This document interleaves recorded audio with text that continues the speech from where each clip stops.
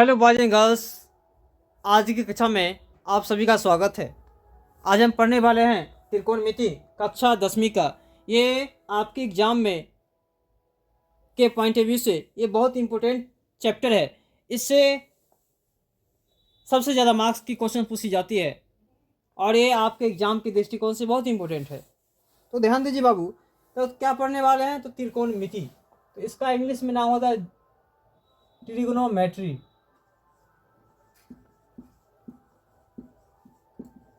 Trigonometry. तो अब इसमें ध्यान दीजिए, ट्रिगोनोमेट्री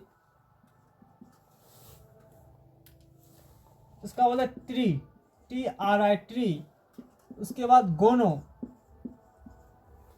और इसको बोलते हैं मैट्री। और ट्री का मतलब क्या होता है? तो ट्री का मतलब 3 होता है। गोनो का मतलब क्या होता है? तो कोण होता है। मैट्री का मतलब क्या होता है? माप। तो अब आपसे यह पूछा जाए, त्रिकोणमिति का अर्थ, तो आप क्या लिखोगे? तो लिखना यह है, त्रिकोणमिति का अर्थ आपसे पूछा जाए तो बोलना क्या? 3 कोणों का माप, या त्रिभुज का माप भी लिख सकते हो,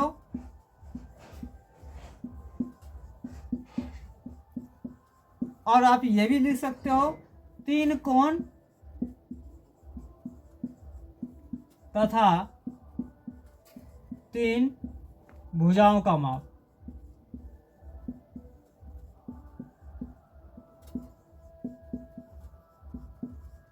तीन कोण तथा 3 भुजाओं का माप, ये बहुत सटीक बैठता है।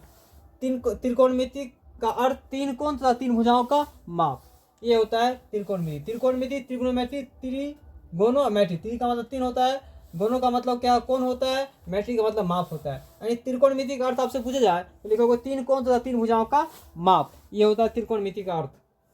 तो त्रिकोणमिति में सामान्यतः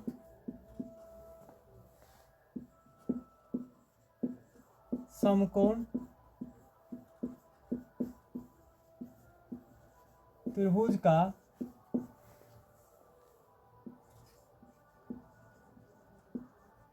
अध्ययन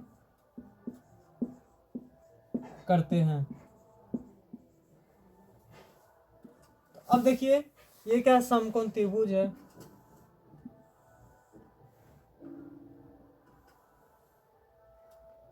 यह क्या समकोण त्रिभुज?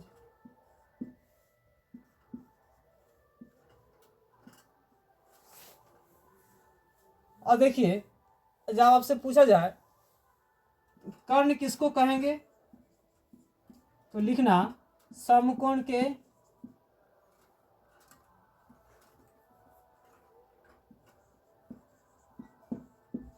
समकोण के सामने वाली भुजा कर्ण होता है। ये लिख लेना। देखो, समकोण ने इसके सामने वाली भुजा कर्ण कहलाएगा। अब ये लिखना, ये क्या? न्यून कोण है। तो लिखना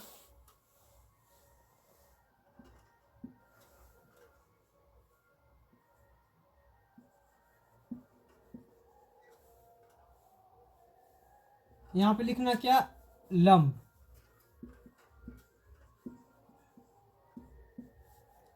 तो न्यून कोण के सामने वाली भुजा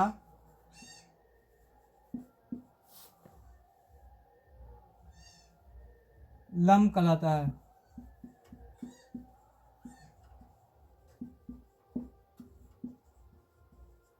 अब देखिए, आधार तो लिखेंगे शेष भुजा आधार कहलाता है।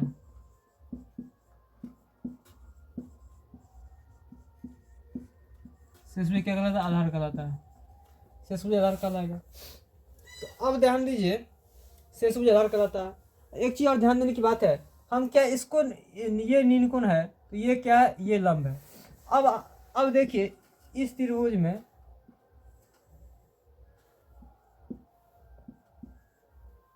कर्ण तो वही रहेगा, कर्ण में किसी प्रकार की चेंजिंग नहीं होगी, लेकिन अगर न्यूनकोण इसको मानते हैं तो ये क्या हो जाएगा? ये भी न्यूनकोण है बट इसको मानते हैं, इसलिए थीटा इसको मानते हैं, तो क्या हो जाएगा? ये हो जाएगा लंब हो जाएगा और ये क्या हो जाएगा? आधार हो जाएगा इस चीज में। तो आप इसमें ध्यान रखना, नोट में लिख लेना,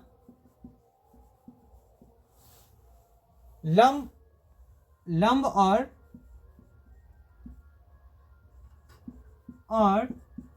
आधार परिवर्तन होते रहता है।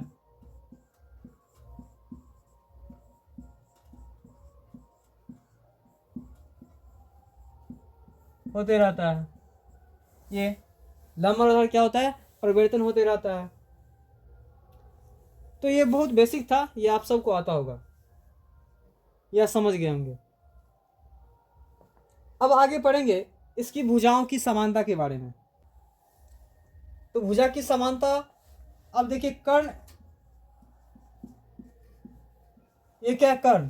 तो कर्ण स्क्वायर बराबर, ये भुजा की समानता कौन बताए थे?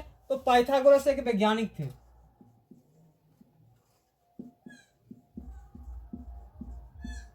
वो दिए थे। तो कर्ण स्क्वायर बराबर क्या होता है? लंब स्क्वायर जोड़ आधार स्क्वायर, ये होता है इसका। अब आपसे पूछा जाए कर्ण बराबर क्या करोगे? तो रूट अंडर लंब स्क्वायर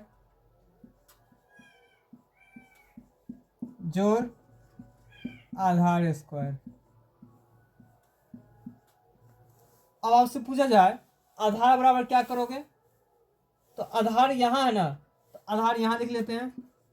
आधार बराबर पूछ रहा है, पहले आधार स्क्वायर है तो सेम टू सेम लिखते हैं। आधार स्क्वायर बराबर, ये लंब प्लस में जाके माइनस हो जाएगा, तो कर्ण स्क्वायर माइनस लंब स्क्वायर। अब ध्यान दीजिए, आपसे अब सिर्फ आधार पूछेगा तो क्या करो? रूट अंडर कर्ण स्क्वायर माइनस लंब स्क्वायर, ये हो गया। अब आपसे पूछा जाए लंब बराबर, अब पहले लंब स्क्वायर लिख लेते हैं। लंब स्क्वायर बराबर कर्ण स्क्वायर माइनस आधार स्क्वायर। अब देखिए, अब आपसे पूछा लंब पूछा जाए तो लंब बराबर क्या करोगे? तो लंब बराबर क्या करोगे? तो लंब बराबर लिखोगे रूट अंडर कर्ण स्क्वायर माइनस आधार स्क्वायर, माइनस आधार स्क्वायर, ये होता है लंब बराबर रूट अंडर कर्ण स्क्वायर माइनस आधार स्क्वायर। तो आप ये क्या है? पाइथागोरस भुजा की समानता है। और क्लास 7 में एक चीज और पढ़े होगे, कर्ण स्क्वायर बराबर लंब स्क्वायर जो आधार स्क्वायर। जब ये कर्ण स्क्वायर की दो भुजा का योग कर्ण के बराबर होगा तभी क्या होगा? ये समकोण त्रिभुज होगा। ये भी पढ़े होगा क्लास 7 क्लास में। खैर, तो ध्यान दीजिए, अब आपको क्या दिया जाए? अब आपको दे दिया जाए, 4 सेंटीमीटर लंब, 5 सेंटीमीटर कर्ण, 3 सेंटीमीटर क्या होगा? आधार। तो अब क्या करो? कर्ण बराबर, कर्ण आपसे निकालने के लिए पूछा जाए तो क्या करोगे? रूट अंडर लंब स्क्वायर, लंब कितना है? अब देखिए अब क्या करेंगे? त्रिकोणमितीय अनुपात। तो ध्यान दीजिए कितना है? 3 का स्क्वायर। अब आपसे पूछा जाए तो अब 416 हो जाएगा। 9 में सुनेंगे अपने भैया दीदी से, 25 हो जाएगा जो sin थीटा tan थीटा पढ़ेंगे 10वीं में। तो अब इसी तरह आपसे पूछा जाए क्या होता है? अब आपसे पूछा जाएगा क्या बाबू? अब आधार निकालिए। तो sin थीटा बराबर होता है, आधार निकालने के लिए क्या करोगे? sin थीटा बराबर फॉर्मूला बताए हुए हैं, आधार का रूट अंडर कर्ण स्क्वायर, कर्ण कितना? 5 है, 5 का स्क्वायर कर लेंगे, ये आपका कर्ण है, माइनस लंब ये आपका स्क्वायर, लंब लंब है, कितना है तो लंब 4 है, तो 4 ये का आपका स्क्वायर कर आधार लेंगे। है, तो 25 है ना। 5 है अब 25 देखिए माइनस साइन 16, थीटा लंब तो बटे 25 में 16 साइन कितना थीटा हो जाएगा बराबर लंब 9 बटे कर्ण। रूट अंडर अब 3, आपसे पूछा जाए 3 के आधार आ गया। अब इसी तरह आपसे cos थीटा पूछा जाए बराबर कि क्या लंब लिखोगे, निकालिए, cos थीटा बराबर लिखोगे आधार बट्टे लंब बराबर क्या होता है कर्ण। तो कर्ण स्क्वायर, अब कर्ण आपसे स्क्वायर पूछा tan माइनस थीटा बराबर क्या लिखोगे, आधार स्क्वायर। कर्ण कितना है तो कर्ण आपका 5 है, तो तो 5 होता का है स्क्वायर कर लोगे, लंब और बट्टे माइनस आधार कितना है तो आधार कितना है आधार। 3 है, तो 3 का स्क्वायर अब ध्यान बराबर क्या दीजिए, हो जाएगा 25 माइनस 9, अब आपसे पूछा जाए क्या लिखोगे 16 आ जाएगा। कि इसका साइन का आंसर उल्टा क्या क्या होगा होता है, 4 कॉसेक होता सेंटीमीटर। है। कॉसेक थीटा बराबर क्या होता है, तो इसका उल्टा कॉसेक, तो कर्ण बट्टा लंब, इसको पलट देंगे। अब कॉस का उल्टा क्या होता है तो कॉस का उल्टा सेक, तो सेक थीटा, इसको भी पलट देंगे, कर्ण बट्टा आधार। और फिर क्या करेंगे, tan का उल्टा कॉट होता है, कॉट थीटा बराबर आधार बट्टे लंब, बन गया। देखिए कॉट थीटा बराबर आधार बटे लंब। अब आपसे पूछा जाए कि कर्ण कितना दे दिया, कर्ण आपको दे दिया 5 सेंटीमीटर, अब आपको आधार दे दिया 3 सेंटीमीटर, अब ये 4 सेंटीमीटर दे दिया है लंब। अब आपसे मुझे कहेगा क्या, साइन थीटा निकालिए, तो साइन थीटा निकालने क्या करोगे, यहाँ पे लंब, तो लंब बट्टे कर्ण होता है, लंब कितना 4 सेंटीमीटर, और आधार और कर्ण कितना 5 है, तो 4/5 साइन थीटा का मान हो गया। अब कॉस थीटा पूछेगा तो कॉस थीटा लिखो, कॉस थीटा में आधार कितना है, आधार 3 है, कर्ण कितना, कर्ण 5 है, 3/5 कॉस थीटा का मान हो गया। अब आपसे पूछा टेन थीटा का मान क्या होगा, तो लिखो टेन थीटा, तो टेन थीटा बराबर क्या होता है, तो टेन थीटा लंब बटे आधार, तो लंब कितना है तो लंब है 4 सेंटीमीटर, देखिए यहाँ 4 सेंटीमीटर, उसी पर आधार कितना है 3 सेंटीमीटर,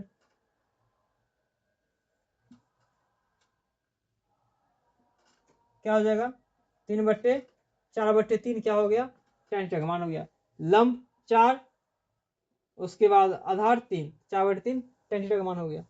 अब इसी तरह आपसे पूछेगा क्या, कॉसेक, कॉसेक थीटा का मान बताइए, कॉसेक थीटा मान बताइए, तो आप क्या करोगे, कर्ण बट्टा लंब, कर्ण कितना हो, कर्ण 5 है सेंटीमीटर है, और कर्ण 5 सेंटीमीटर है, और लंब कितना है तो लंब 4 सेंटीमीटर, तो 5/4 क्या हो जाएगा, कॉसेक थीटा मान हो जाएगा। अब आपसे पूछा जाए सेक थीटा का मान बताइए, तो क्या करोगे, तो सेक कॉस का उल्टा कर देंगे, तो कॉस का उल्टा क्या है सेक, तो सेक में क्या होता है कर्ण बट्टा आधार, कर्ण कितना 5 सेंटीमीटर, और आधार कितना है 3 सेंटीमीटर, 3, तो 5/3 क्या हो गया, सेक का मान हो गया। अब इसी तरह कॉट पूछा जाए, कॉट थीटा बराबर क्या करोगे, कॉट थीटा बराबर आधार बटे लंब होता है, आधार कितना है इसमें तो 3 है, आधार 3 है तो 3 लिखोगे, फिर लंब कितना 4 है, 3/4 क्या है तो 3/4 कॉट थीटा का मान बन गया। ये क्या त्रिकोणमिति अनुपात यही है।